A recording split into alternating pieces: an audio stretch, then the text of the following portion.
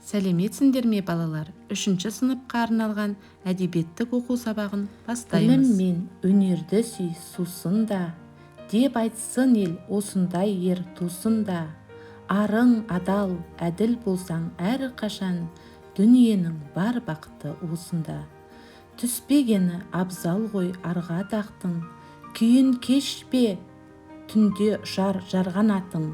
Адал адам әр қашан еңсесі тік, әділдікті ту еткен қолғанатым. Ал енді балалар, осы өлең жолында әділдік, адалдық туралы айтылған. Яғни бүгінгі біздің сабағымыз Біз адал елдің ұрпағымыз. Бүгінгі біздің сабағымыздың мақсаты оқушыларды ата-анаға, достыққа, адал бола білуге баулый отырып, әр адамның адал ісі мен адалдығын көрінетініне тәрбиелеу. Ал енді балалар, мына сұраққа жауап беріп көрейікші. Адалдық сөзін қалай түсінесің? Сенің адал достарың бар ма? Біз адал елдің ұрпағы болу үшін не істеуіміз керек? Жарайсың. Шыншыл әділ бала қандай бала болады?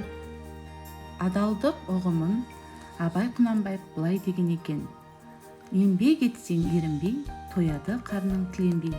Кімде кімнің әділдігі жоқ болса, оның ұяты да жоқ. Балалар, әдебиеттік оқулықтағы Шәкәрім Құдайбердіұлының адамдық борышын өлеңіне назар салып тыңдаңыздар. Адамдық борышың. Адамдық борышың, халқыңа еңбек қыл, ақ жолдан айнымай ар сақта, оны біл. Талаптан да білім мен өнер үйрен, білімсіз, өнерсіз болады ақыл тұл.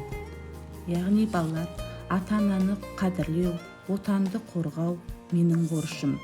Яғни парызымыз, міндетіміз. Яғни құрметті оқушылар, Шәкәрім Құдайбердіұлының пікірінше, әрбір адам өзінің бойынан адамдық пен әділдікті биік ұстау керек екен. Балалар, адалдық туралы бейне роликке назар салайық. Өткен заманда Күйік деген шаһарда бір етікші болыпты.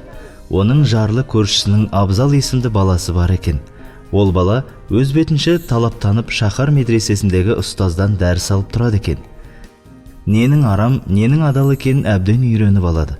Бір жағынан ата-анасының да айтқанынан шықпайтын тіл алғыш, адал, көркем мінезді ұл болып өседі. Бұл бейшара өз нәпақасын өз тауып ата-анасына көмектессін деген оймен оны қасына көмекші етіп алады. Ерінбей жалықпай етікшіліктің бар қыр-сырын үйретеді. Бала бір күні етікшінің етік жамағында үнемі жібін түймейтіндігін байқап қалыпты. Аң-таң болған Абзал етікші ұстазынан мұның мәнісін сұрайды. Сонда ол: «Қарағым, етік жамағанда жіпті түймесем, ол етік көп замай қайта жыртылады. Сөйтіп оның егесі оны жаматуға қайта әкелмей ме? Сөйтіп маған жұмыс, бала-шағама нан табылады», депті. Сонда Абзал медреседен алған ізгілік сабақтарын есіне түсіріп үлгереді. «Ағатай, бұл күнә ғой. Адам кәсібіне адал болуы керек емес пе?» Етікші бұл сөзге аса құлақ аспай: «Адалдық адамға нан болмайды ғой», деп жауап бере салады. Бала ұстазымен одан ары сөз таластырып жатпайды. Өйткені ол үлкендердің алдында әдеп сақтау жақсы баланың қылығы екен медреседен оқып біліп алған еді. Күндердің күнінде бала етікшілік кәсіпті ұстазынан кем білмейтін дәрежеге жеткен соң өз бетінше етік тігуге кірісіпті. Бірақ та ол етік жамағанда жіпті түйіп тігеді екен. Арада көп уақыт өтпей-ақ шаһар халқы ісін ұқыпты істейтін етікші туралы естіп, жұрттың барлығы соған етік жамататын болыпты. Ал оның ұстазына етік тіктіруге адамдар мүлде келмей қойыпты. Сонда ұстазы мұның мәнісін білмек болып шәкіртінен сұрағанда ол: «Кімде-кім өз ісін адал атқарса, әлбетте Аллах тағала оның адал еңбегіне береке береді».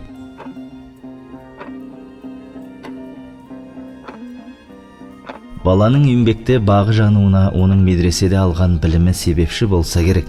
Өйткені ондағы ғалым кім қандай іспен айналыспасын, сол істің хас шебері болу тиіс деп жиі қайталайды екен.